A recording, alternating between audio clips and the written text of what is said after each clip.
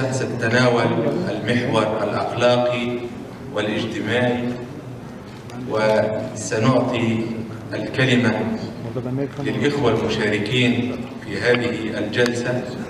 ستكون كل كلمة في حدود 15 دقيقة، ونبدأ بإعطاء الكلمة للأخ الأستاذ وقار الدين رئيس اتحاد الروهينجا أركان، فليتفضل مشكورا.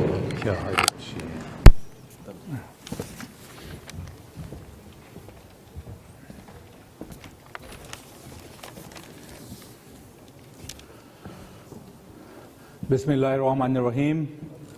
Assalamu alaikum wa rahmatullahi wa barakatuh.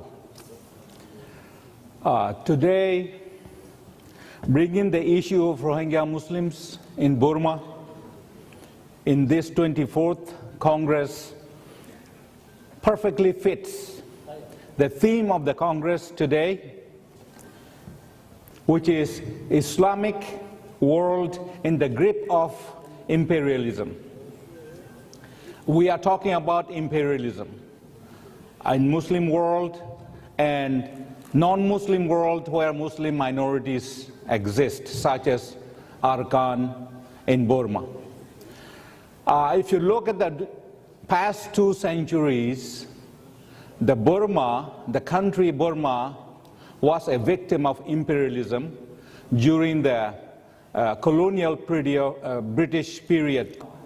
Now today, Burma has become aggressor, and Rohingya Muslims has become victim of imperialism by the Burmese government. Once Burma was the victim, now Burma is aggressor. And Rohingya Muslim became the victim of imperialism, Buddhist nationalism. The Rohingya people became victim because of the growing nationalism in Burma, Buddhist nationalism, and purity of race and religion in Burma. The Buddhist religion, extreme Buddhist religion. The problem in Arakan is no longer a problem only in Arakan. Anti-Muslim activities, anti-Muslim aggression in Arakan has spread beyond Arakan to other part of Burma, central Burma. Now, the bigotry in Arakan has become the center of imperialism, radical Buddhist extremism in the region. This has spread to central Burma, spreading to Sri Lanka and other areas in Southeast Asia. It is no longer an internal issue problem inside Burma. It is a regional issue, and it has become a global issue, global problem, that's anti-Islamic bigotry in Burma. We are very grateful, Rohingya Muslim in Burma are very grateful to Muslim Ummah throughout the world, because finally they have become aware of the problem, Muslim plight of Rohingya Muslims in Burma. Not only they have become aware of the plight of Rohingya Muslim in Burma, they have come to understand the width and the breadth and the seriousness of the problem, intensity of anti-Islamic bigotry and nationalism by Buddhist, extremist Buddhist elements in Burma, supported, backed by the military government of Burma. The situation in Burma about Rohingya Muslims dates back to half a century when the persecution of Rohingya began. For nearly half a century, 50 years, unfortunately, the Muslim Ummah was not aware of the seriousness, intensity of the plight of Rohingya Muslim in Burma. Thanks to OIC, Organization of Islamic Cooperation, that has taken significant step, tremendous initiative to bring the Rohingya Muslim issue to the global stage. Because of OIC, the 57-member state organization has taken tremendous initiative. Here today we are speaking about Rohingya Muslim issue throughout the world. Not only in this event, in many events, not only in Europe, but also United States. United Nations Human Rights Council in Geneva, United Nations General Assembly in New York, United States Congress, United States White House, United States State Department, and many other countries. Rohingya issue is been discussed and addressed. Rohingya people, I want to give Your Excellencies, ladies and gentlemen, I want to give you a little background on Rohingya people. I know many of you are aware, familiar with the background history of Rohingya. Rohingya people, Muslims, are indigenous people of Arakan. They are the native of Arakan. However, the Burmese government of Burma, has been telling lies, deception about Rohingya Muslims, telling international community that these Rohingya Muslims, native Rohingya Muslims of Arakan, are illegal immigrants from other countries in the region, especially from Bangladesh.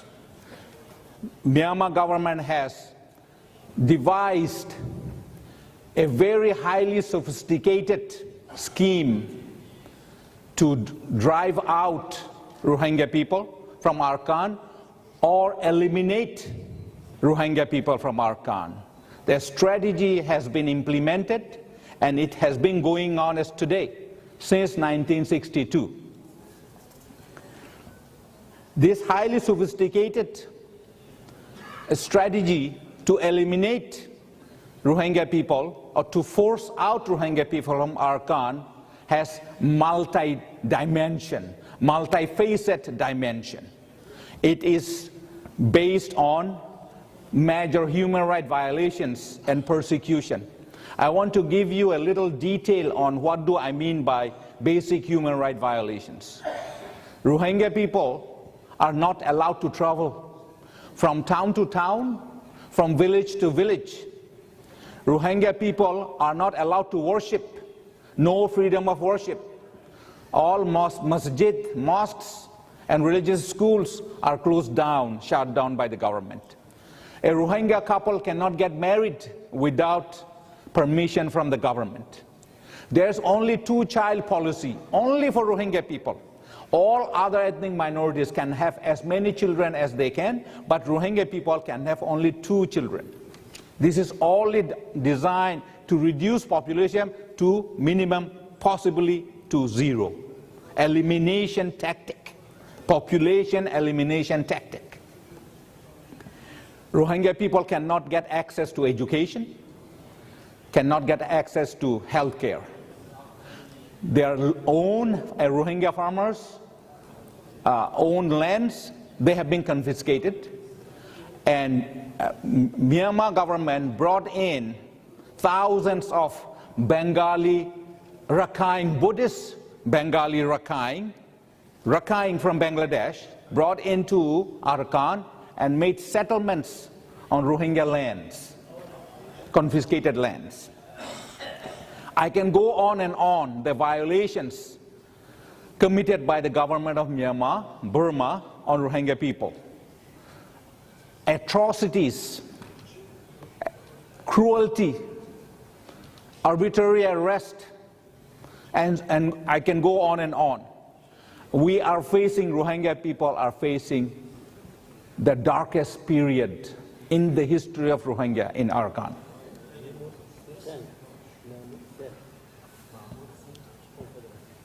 Rohingya people had citizenship. full and equal citizenship, class 1 citizenship, called NRC, National Registration Certificate, National Registration Certificate, also known in Burmese as Tung Kao Sho, threefold NRC cards. Those NRC cards, citizenship cards from Rohingya has been confiscated. And not only the cards have been confiscated, there are all other documentation proving that their residency in Burma for a long time, for many centuries, has been confiscated. Then government has developed a major strategy to degrade their citizenship from class 1 to class 3. They have a scheme developed called green card, like residency card. They are comparing to the green card in US. That has become a joke. What they are planning to do is those Rohingya people who has the NRC cards, class 1 citizenship card, will be downgraded to class 3 through green card process that government has initiated recently, government of Burma. Class 3 citizenship is not even for all Rohingya. They might, at the best case scenario, they might give the class 3 citizenship only to certain number of people.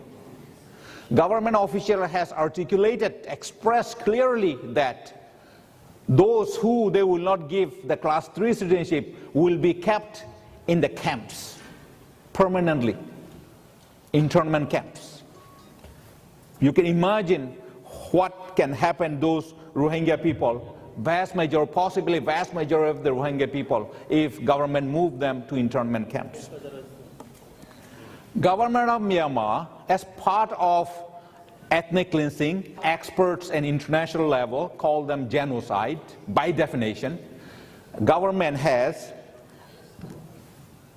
masterminded a violence against Rohingya, set up the violence in 2012, masterminded. Thousands of Rohingya Muslims have been killed by Buddhist extremists, backed by the Burmese police forces, Nasaka forces, those who have attacked Rohingya villages. Thousands have been killed. As of today, we still have 140,000 Rohingya in IDP camps, internally displaced persons camps. We're still there. And government of Myanmar is not willing to relocate them to their original homes and villages. They are not willing to repatriate them to their original homes and villages in their townships.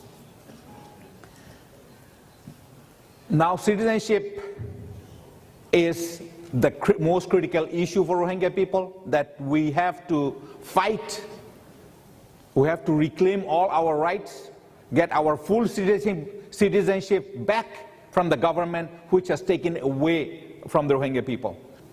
The current military government is still in power, has no interest. In fact, they are trying to turn the clock back. Now, as you know, recently there was election in Burma, democratic election for the second time, where Rohingya people were allowed to vote. Rohingya people in Burma has voted throughout their history in Burma. Until recently, in 2010 election, all Rohingya people were able to vote. For the first time in the history of Rohingya in Burma, government has disenfranchised Rohingya from voting in the national election. They cannot vote. And also they have banned all Rohingya candidates from standing for contesting in the election. Now, without Rohingya vote, government has proceeded with the election in 2015 in November, and the military currently ruling party USDP has lost, and NLD, National League for Democracy, had landslide victory. So it appeared that they will be able to form a government if military hand over the power to the NLD. But they didn't in 1990. When NLD won, government didn't, and they arrested the leader, Aung San Suu Kyi, and during a military coup. Now, international community is optimistic that this time Burmese military will hand over the power to NLD. If NLD forms the government, the question comes, what is the future of Rohingya? Could Rohingya will have some rights or all the rights? We don't know. The answer is, we are cautiously optimistic because all the human rights violations, persecution is done by Burmese forces, police, BGP, border guard police, Long Teng and other forces. These are all controlled by Interior Ministry, and there are Border Affairs Ministry, there's a Defense Ministry, or some of these ministries are held by the military. They will be controlled by military. So if military controls this ministry, what is the future of Rohingya? So we are very cautious. We are in a wait and see mood, see what happens. We cannot make any comment because so many uncertainties about Rohingya issue, although NLD may be forming the new government. So Aung San Suu Kyi, as we will wait and see. Aung San Suu Kyi's party inside the party has also anti-Rohingya elements. So we'll have wait and see. So now, what can you do as a Muslim Ummah? As a part of international community, what can you do about Rohingya issues? We need your support. Rohingya issue is your issue. Rohingya problem is your problem. Problem of Muslim Ummah. If we cannot stop this bigotry, this racism, this imperialistic genocidal strategy of Burma, we cannot stop this in Burma. It will spread. They will export this anti-Muslim, anti-Islamic terrorism by the Burmese radicals to Sri Lanka, Thailand, and Patani areas and others. So this is a central issue that potentially will affect Muslim community in Burma. So we need your Muslim community, Muslim Ummah, we need your support. We ask your government, 57 member states, individually to stand by the Rohingya people and take this matter very seriously. We would like your help to ask your community, your public, in your each countries, your Muslim public to be aware of depth and width of this problem, the intensity of this problem Rohingyas are facing. Your public, we hope the public in Muslim Ummah, Muslim community in your countries are fully aware of that. Muslim Ummah, Muslim countries, Muslim government, Muslim public, all these 57 member states and beyond need to speak in one voice. We need to send out the message consistently in one voice. We cannot have fragmented voice, fragmented message sent out. We need to have a unison. We need to pressure Myanmar government through international community. And Muslim Ummah is a significant part of international community. Myanmar government need to be pressured consistently. We have to sustain the momentum. We need to continue to put pressure on Myanmar government until it feels the pinches. Tremendous work, United Nations, General Assembly, Human Rights Council. We need to do that individually in your countries. Legislation about Muslim in Burma, that we need your help. So inshallah, today I am very grateful to the ISAM organization to give us the platform to speak about Rohingya issue, and we hope that you will come and join us and stand by Rohingya. Jazakumullah khair. Thank you very much.